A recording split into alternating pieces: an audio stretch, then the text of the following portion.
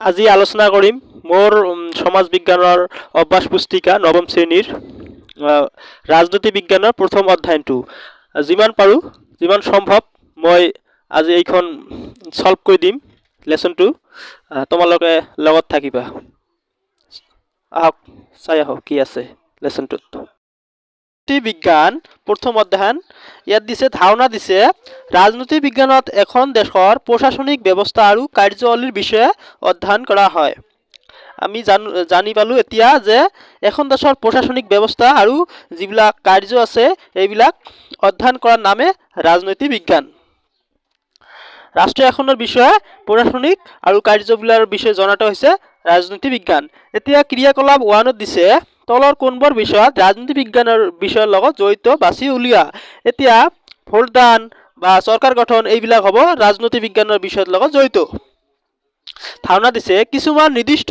ৰাজনৈতিক উদ্দেশ্যত বিশ্বাসী কিছুমান লোক যেতিয়া একগোট হৈ দল গঠন কৰে এইবোৰ দলক ৰাজনৈতিক দল বোলে কি কৈছে কিছুমান নিৰ্দিষ্ট ৰাজনৈতিক উদ্দেশ্যত বিশ্বাসী কিছু লোক যেতিয়া একগোট হৈ দল গঠন কৰে আৰু এই দলবোৰক ৰাজনৈতিক দল বোলে নিজৰ স্বাৰ্থতে হওক বা নিৰ্দিষ্ট উদ্দেশ্যতে হওক কিছুমান লোক একগোট হয় কিছুমান মানুহ একগোট হৈ দল গঠন কৰে আৰু এই দলবোৰকে ৰাজনৈতিক দল বোলে ক্ৰিয়াকলাপ 2 দিছে ভাৰতীয় জাতীয় কংগ্ৰেছ আৰু ভাৰতীয় জনতা পাৰ্টি দুটা ৰাজনৈতিক দলৰ নাম আৰু দুটা ৰাজনৈতিক দলৰ নাম লিখা আৰু দুটাৰ নাম আমাক লিখিব লাগিব ইয়াত এটা হ'ব এজিপি আৰু এটা হ'ব বহুত আছে যেনে বিপিএফ ইউডিএফ এইবিলাক হ'ব ভাৰতীয় ৰাজনৈতিক দল ক্ৰিয়াকলাপ 3 তলত দিয়া চিহ্নসমূহ একোটা ৰাজনৈতিক দলক সূচায় দলকেইটাৰ নাম চিহ্নসমূহৰ তলত দিয়া বাকচৰ ভিতৰত লিখা তেতিয়া দিছে তিনিটা ছবি আছে আৰু বাকচবিলাসমূহত নাম লিখিব দিছে প্ৰথম ছবিটো আমি চিনিয়ে পাইছো এইটো ভাৰতীয় জনতা পাৰ্টি অৰ্থাৎ বিজেপি আৰু দ্বিতীয়টো দিছে হাতৰ চিহ্ন ভাৰতীয় জাতীয় কংগ্ৰেছ আৰু তৃতীয়টো আছিল হাতীৰ ছবি এইটো অসম গণ পৰিষদ এজিপি ক্ৰিয়াকলাপ 4 ক অংশৰ লগত খ অংশ মিলোৱা কাৰ চিহ্নৰ সহায়ত ক অংশৰ লগত খ অংশ মিলাবলৈ দিছে ক নম্বৰ একদলীয় ব্যৱস্থা এটা দলেৰে গঠিত চৰকাৰক বা ৰাজনৈতিক দলৰ ব্যৱস্থা একদলীয় ব্যৱস্থাটো হ'ব এটা দলেৰে চৰকাৰ গঠন কৰিব ব্যৱস্থা আৰু দিছে দ্বিদলীয় ব্যৱস্থাটো হ'ল দুটা দলেৰে চৰকাৰ গঠন কৰিব পৰা ব্যৱস্থা আৰু বহুদলীয় ব্যৱস্থাটো হ'ব যাক বহু দলেৰে চৰকাৰ গঠন কৰা ৰাজনৈতিক ব্যৱস্থা গণতন্ত্ৰ হৈছে ৰাইজৰ চৰকাৰ অৰ্থাৎ গণতন্ত্ৰ ৰাইজে ৰজা ভাৰতবৰ্ষ এখন গণতান্ত্ৰিক দেশ আমাৰ দেশৰ জনসাধাৰণ নিৰ্বাচন হয় আৰু নিৰ্বাচনৰ আগে নিৰ্বাচন প্ৰচাৰ চলে এই নিৰ্বাচন প্ৰক্ৰিয়াত জানি পালো যে গণতন্ত্ৰত কি ৰাইজে চৰকাৰ ৰাইজে ৰজা ভাৰতবৰ্ষ এখন গণতান্ত্ৰিক দেশ ভাৰতবৰ্ষৰ সাধাৰণ নিৰ্বাচন হয় আৰু এই নিৰ্বাচনৰ আগে নিৰ্বাচন প্ৰচাৰ চলে ক্ৰিয়াকলাপ 5 ক নম্বৰ দিছে ৰাইজে ড্যাশ কৰে ৰাইজে ভোটদান কৰে এইটো হ'ব ভোটদান ৰাইজে ভোটদান কৰে ভোটাৰসকলৰ ন্যূনতম বয়স 18 বা 18ৰ অনূৰ্ধ্ব ইয়াৰ শুদ্ধ উত্তৰ হ'ব 18ৰ ঊৰ্ধ্ব গ নম্বৰ দিছে ফলাফল ঘোষণাৰ পিছত ড্যাশ গঠন হয় ফলাফল ঘোষণা হোৱাৰ পিছত চৰকাৰ গঠন হয় যিয়ে সংখ্যাগৰিষ্ঠ লাভ কৰে সেই দলে চৰকাৰ গঠন কৰে খ নম্বৰ দিছে ড্যাশ নেতা হিসেবে লৈ দেশৰ মন্ত্ৰীসভা গঠন হয় এই হ'ব প্ৰধানমন্ত্ৰীক নেতা হিসেবে লৈ দেশৰ মন্ত্ৰীসভা গঠন হয় 9 নম্বৰ দিছে ড্যাশ নেতাক লৈ হিসেবে ৰাজ্যৰ মন্ত্ৰীসভা গঠন হয় ইয়াৰে হ'ব মুখ্যমন্ত্ৰীক নেতা হিসেবে লৈ ধাৰণা দিছে নিৰ্বাচনত যিটো দলে অধিক সংখ্যা আসন লাভ কৰে সেই দলে চৰকাৰ গঠন কৰাৰ সুযোগ লাভ কৰে এটো কথা আমি সকলোৱে জানো যি দলে বেছি আসন লাভ কৰিব সেই দলে চৰকাৰ গঠন কৰিব আৰু শাসনত থকা দলটোৱে যাতে জাতীয় স্বাৰ্থৰ বিপৰীতে কোনো কামত কাৰ্য কৰিব নোৱাৰে তাৰ প্ৰতি চকু ৰাখিবৰ বাবে দ্বিতীয় সংখ্যাগৰিষ্ঠ আসন পোৱা দলটোৱে অকলে বা আন দলৰ লগ হৈ বিৰোধী দল গঠন কৰে।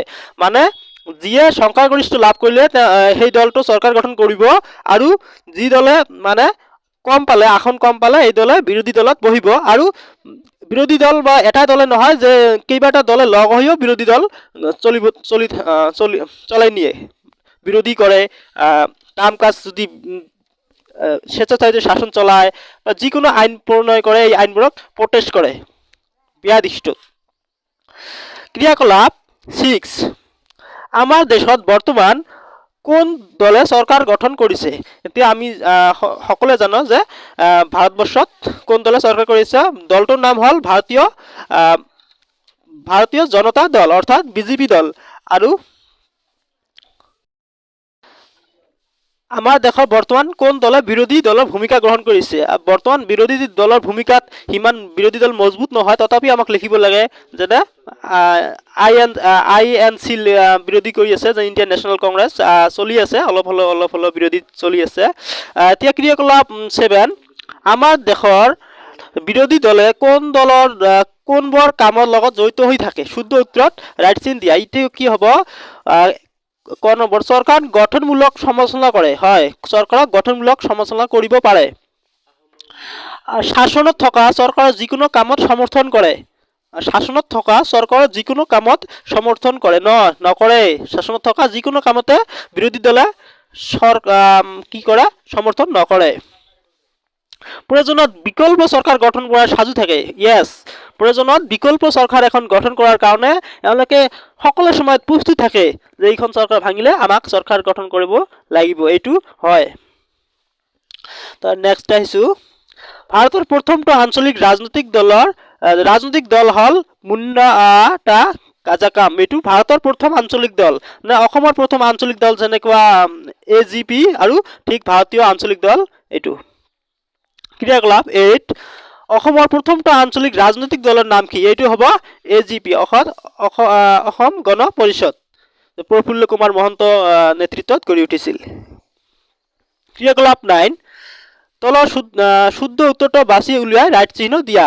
ভাৰতৰ ৰাজনৈতিক ব্যৱস্থা হ'ল বহুদলীয় ব্যৱস্থা। দ্বিতীয় ব্যৱস্থাটো থকা ৰাষ্ট্ৰ, দ্বিদলীয় ব্যৱস্থা থকা দুখন ৰাষ্ট্ৰ হৈছে, দ্বিদলীয় ব্যৱস্থা থকা দুখন ৰাষ্ট্ৰ হ'ব ইংলেণ্ড এটা, আৰু এটা হ'ব আমেৰিকা যুক্তৰাষ্ট্ৰ। ভাৰতবৰ্ষতো বহুদলীয়। আৰু নেক্সট আহিলো, ভাৰতবৰ্ষত প্ৰথম ৰাজনৈতিক দলটো 1885 চনত গঠন হৈছিল। এই দলটো আছিল ভাৰতীয় জাতীয় কংগ্ৰেছ, আৰু সেই দলৰ সভাপতি আছিল উমেশ চন্দ্ৰ বেনাৰ্জী। এতিয়া আমি কথাটো ক্লিয়াৰ হৈ গ'ল যে ভাৰতবৰ্ষত প্ৰথম যিটো ৰাজনৈতিক দল আছিল এইটো হ'ল জাতীয় কংগ্ৰেছ, আৰু 1885 চনত গঠন হৈছিল, আৰু এই দলৰ সভাপতি আছিল উমেশ চন্দ্ৰ বেনাৰ্জী। ক্ৰিয়াকলাপ 10, 1906 চনত ভাৰতৰ দ্বিতীয়টো ৰাজনৈতিক দল গঠন হৈছিল। দলটোৰ নাম কি আছিল? এতিয়া এইটো দলৰ নাম হ'ল ভাৰতীয় মুছলিম লীগ।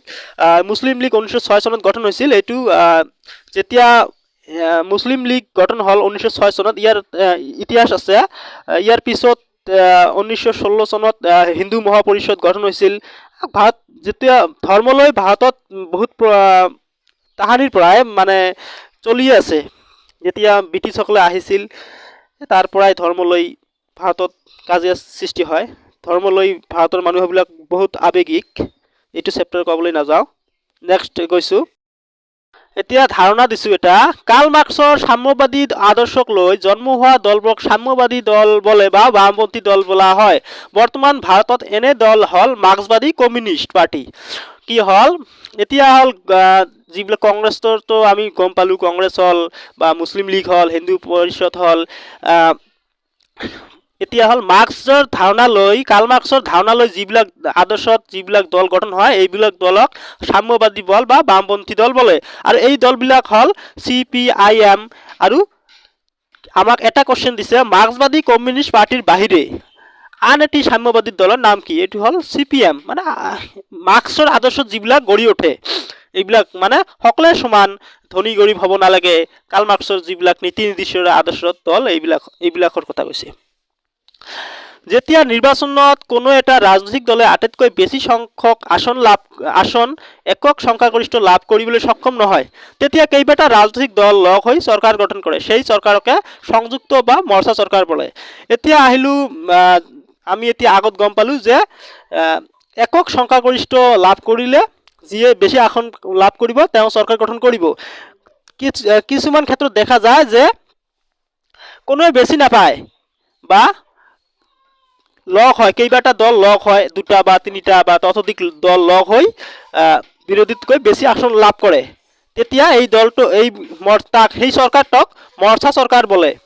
যেনেকুৱা ধৰণে বৰ্তমান অসমত চলি আছে মৰ্চা চৰকাৰ, AGP, তাৰপিছত UPPL আৰু BJP। ঠিক একেদৰে এই মৰ্চা চৰকাৰ এনেদৰে গঠন হয়।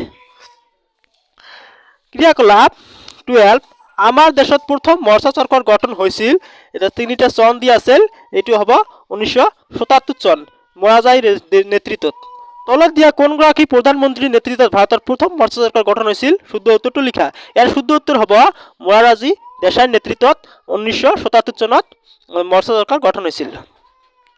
ঠিক তলত দিয়া কোন বিষয়বিলাকৰ পৰা মৰ্চা চৰকাৰ গুণ আৰু দোষৰ বাছি উলিওৱা, 2টা ভাগত বিভক্ত কৰা।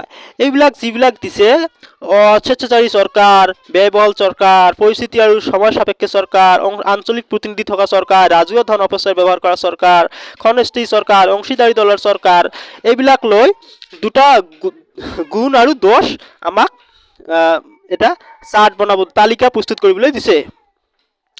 নিশ্চয় তোমালোকে এইটো পাৰিবা, গুণ আৰু দোষ। আজিৰ ভিডিঅ'টো ইমানে, আৰু চেনেলটো তোমালোকৰ প্ৰিয় বন্ধু বান্ধৱীলৈ শ্বেয়াৰ কৰি দিবা যাতে ভিডিঅ'বিলাক পাই উপকৃত হয়। এইখিনি আৰু।